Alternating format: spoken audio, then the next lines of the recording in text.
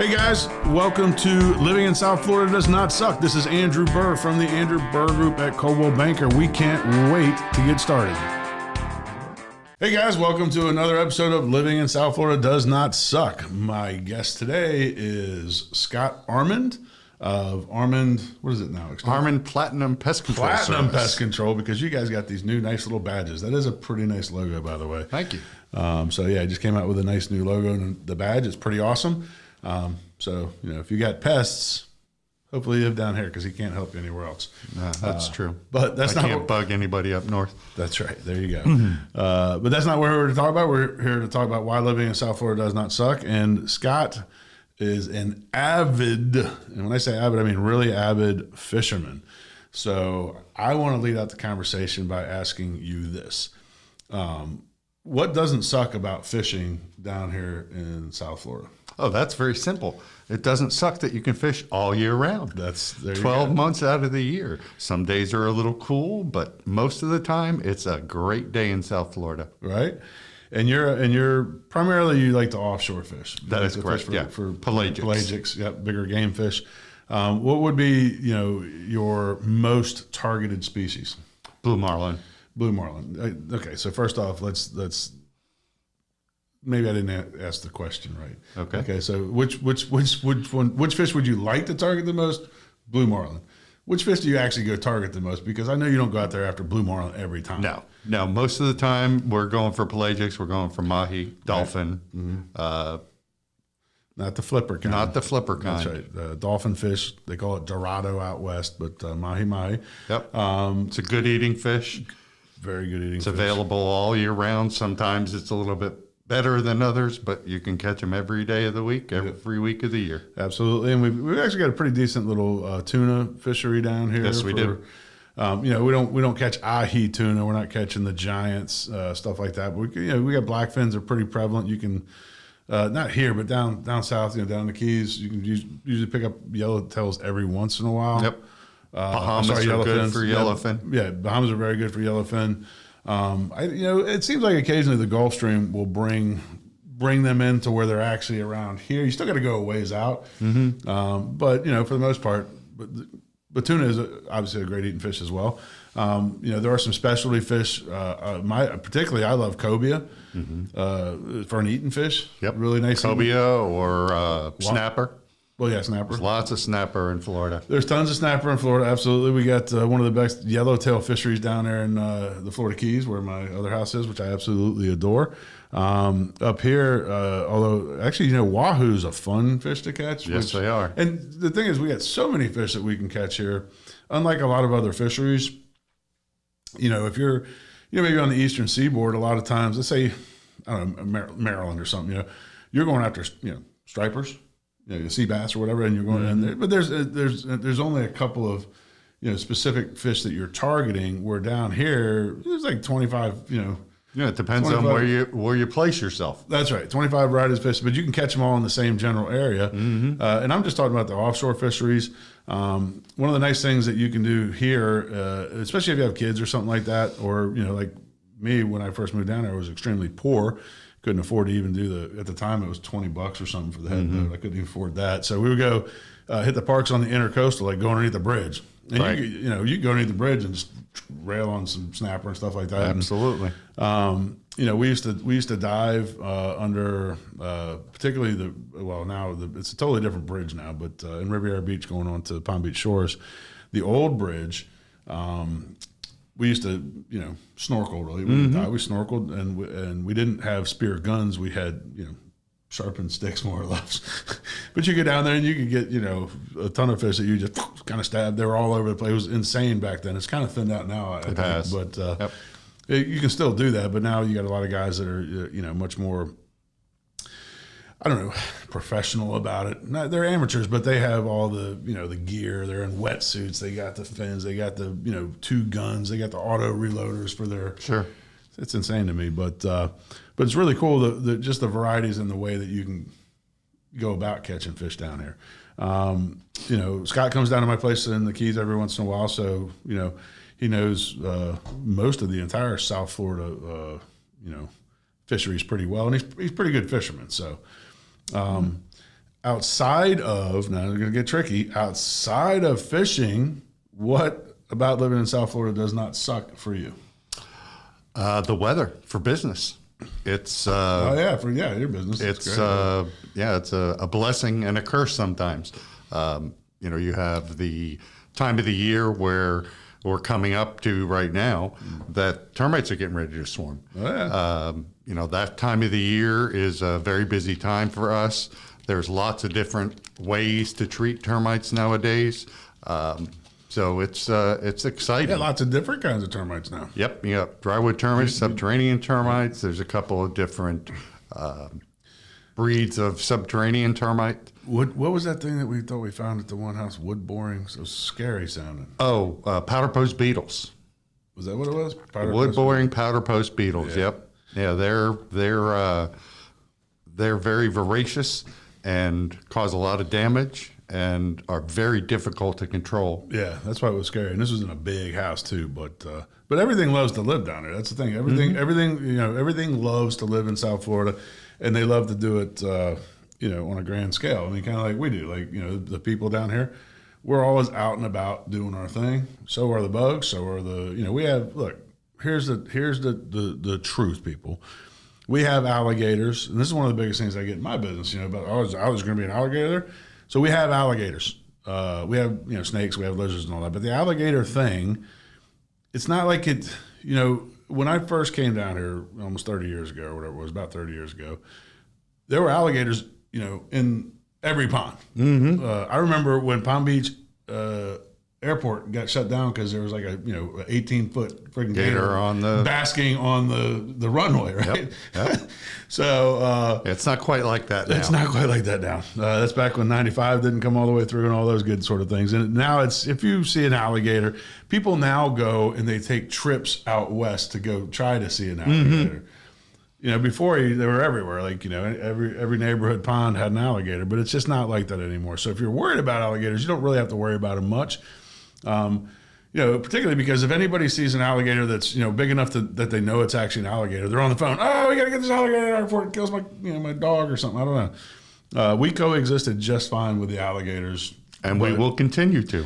Well, because they're not here anymore. Now they're out west, and when I say out west, we're out west. Like, we're out, and, you're a Royal Palm Beach guy, not Wellington. I've had a lot of Wellingtonites on here. But Royal Palm Beach is basically Wellington. It's right across the street. But it's different out here because, the funny thing was, even way east, when I first got here, there were, everything was everywhere. And it just seems like we've built up so much that we've pushed the wildlife out, right? Mm-hmm. Which is good for a lot of people, but whatever. I'm not a big fan. I mean, I love the nature part of living in South Florida. That's one of the things that my wife and I fell in love with. The birds, the frogs. One of the cool things that I love about, because we just live on a little pond up here. We call them lakes. I don't even know if you call them a pond. Waterfront property. That's right, waterfront property. It's a creek or something. But we do get a ton of birds. We had 2 spoonbill roseates out back the other day. And I haven't seen a spoonbill here, and they started coming back maybe for some reason about 6 or 8 months ago. But I hadn't seen a spoonbill here like years. So that's really cool. And we get storks, we get egrets, we get the whole plethora of that. And that's something that you kind of get used to until you one day remember, wow, that's cool as shit. I mean, that's just, you're not going to find that other places. Nope. You'll find some obviously places somewhere, but we have just such an abundance of wildlife. It really makes it cool. So I wanted to get into, you've got kids. I do, and grandkids, and grandkids. That's right. When the kids were younger, like, what were some of the things that you loved about living down here, because it allowed you to do things with the kids that you couldn't necessarily do. Well, one of the things that you just talked about was there's a place just south of here that you can take the kids and see hundreds of alligators. The Arthur Marshall Wildlife Area. Oh yeah. That's not even what I said, but yeah, I'm afraid. There's a abundance of alligators there. There's somebody there that will teach you about them. We tend to make a big deal about alligators, but they were here long before us. They'll be here long after we're gone. You don't mess with them, they don't mess with you. Yeah. I don't want to say it's a safe environment, but if you are careful about what you're doing, I saw a meme yesterday on the internet of one of the golf tournaments. There was a alligator sunning itself on the side of the lake, and the guy walks up and just taps it on the tail, and in the water it went. So. Yeah. Which I wouldn't say that was exactly smart, but he was, he was a Floridian. He was obviously comfortable with it. But and listen, quite frankly, you have to do something, almost every time to make the alligator want to attack you. They're not looking at you like food. No. They're looking at you like a menace. Now, that being said, if you do have a little, cute little puppy dog, and you walk it down by the water all the time, eventually you might lose the dog. But that's because they think, oh, that looks like a turtle-sized snack or something. But yeah, for the most part, the alligators aren't, they don't mess with it. And here's a tip, because this is what we used to do when I first moved down there, because the gators love to bask in the sand traps of the golf course. Mm-hmm. So what we had is this rule. If the alligator was within 15 feet of your ball, you got to drop the ball without penalty, somewhere. It would be reasonable. And you just left the alligator with the freaking ball. Mm-hmm. That's simple. So makes sense to me. Makes sense. What other stuff did you like to do with the kids when they were younger? Parks. You got, Disney World is just a couple hours away. There's plenty of things in Palm Beach County to do. We have all kinds of parks and lakes and water sports. I had 4 girls and a boy, so my girls weren't playing baseball. Mm-hmm. They were dancing and playing in the band and doing that kind of stuff. So we didn't do a lot of outside. Okay. Now they're doing a lot of outside, that they have kids going to the beach. It's funny to say that you can go swim at the beach on Christmas Day, because half the time it's in the 80s on Christmas. Yeah. So we give you a plethora of different things that you can do during the course of a year, both inside and outside. Yeah, and that's the 365 day a week sort of thing is a big attraction. Myself, Amy, my wife, she's in Ohio right now visiting a girlfriend of ours that is doing really great. By the way, Jennifer, love you to death. She's got a scan today, and if it goes well, they're going to take her off of one. She'll only be on one chemo drug. They're going to give her a chemo thing, and she's killing it. So great job, Jen. Great job. It's freaking cold up there, man. It was 27. She calls it 27 degrees. I'm like, you're out of your mind. She'd send me pictures of snow yesterday morning while I'm sitting out at the car show. Beautiful day, man. Beautiful day for the car show. So Wellington Family Auto Fest. It's every month out here in the Wellington Village Park. I kept calling it the City Park. Wellington Village Park off Pearson Road.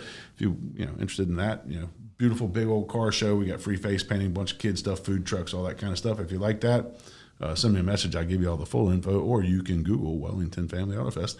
But we're out there. It is gorgeous.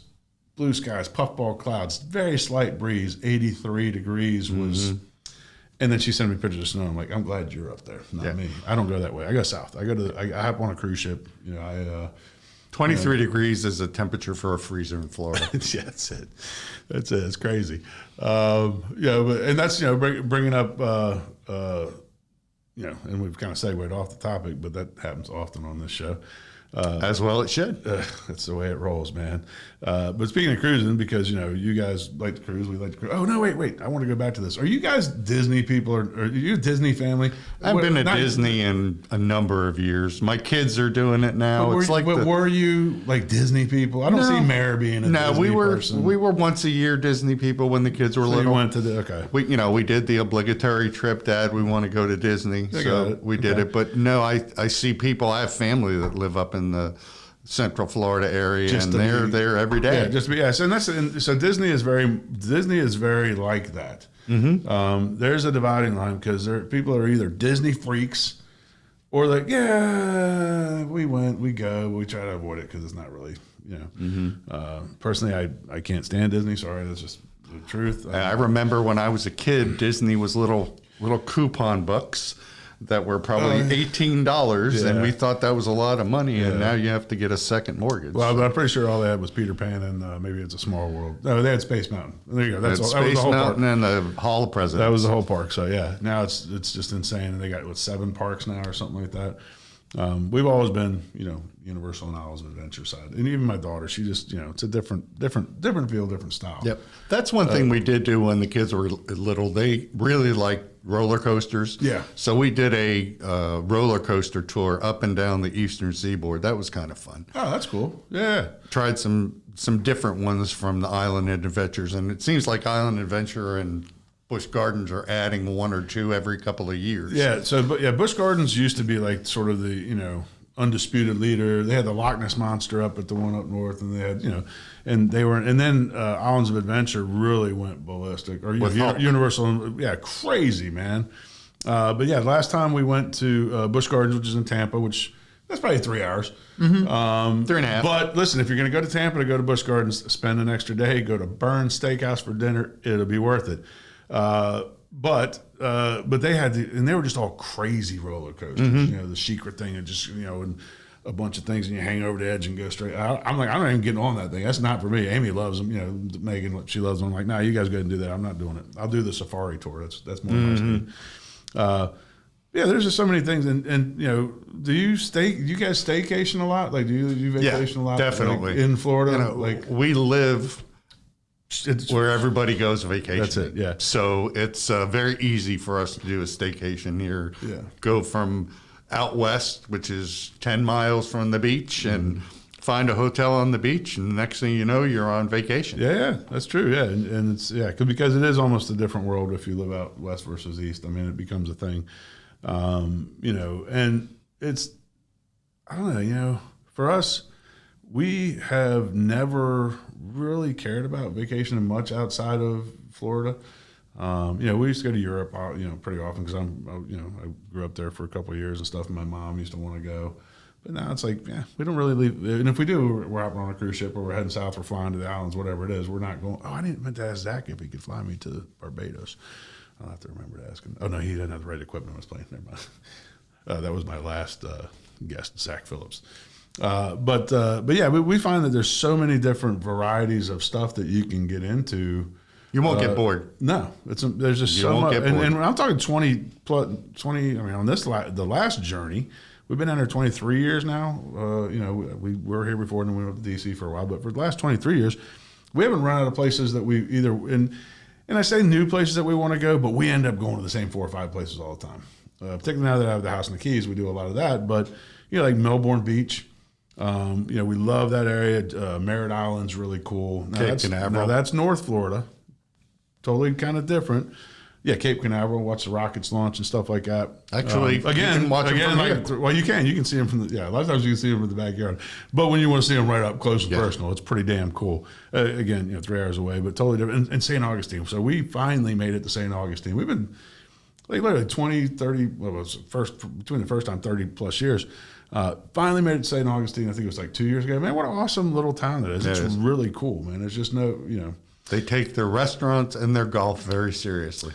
Yeah, but that's not even that. It was just, and look, what I'm going to say is that the place has got a funky vibe, right? Mm-hmm. It's a old Florida pirate town. It's just what it is. Yep. And it's just cool. And the food's amazing. There's really nice museums there.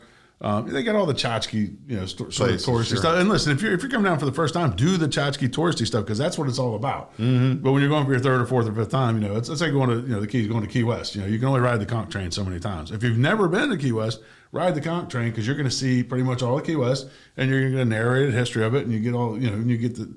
But after a while, it just starts hurting your back, and you find your sort of little places, which, by the way, I can't wait to get down there. We'll be down there. They sell alcohol in Key West. Some places, yeah. Wow. It's and so we're going down. By the way, I'm a St. Patrick's Day baby. So if anybody's watching this on March 17th, which I don't even think it'll be out by March 17th, but if you are, you can send me gifts. And I like alcohol. I like rum, particularly really good rum.